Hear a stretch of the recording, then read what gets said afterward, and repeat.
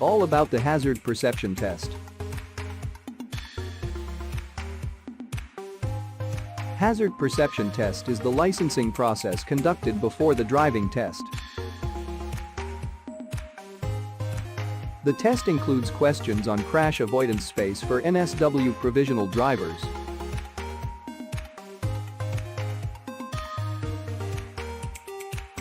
There is a live screen with hazard situations on which you'll have to respond. It is a computer-based test that measures the ability to deal with dangerous situations.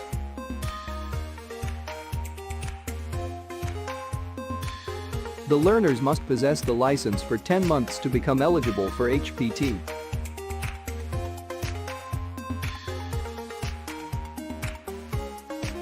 To appear for the test, the learner must submit the license application form and identity document.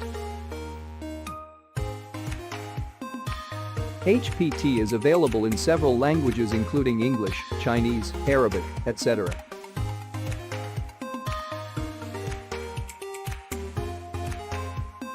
Thank you for watching. For more, visit our site www.carlearner.com.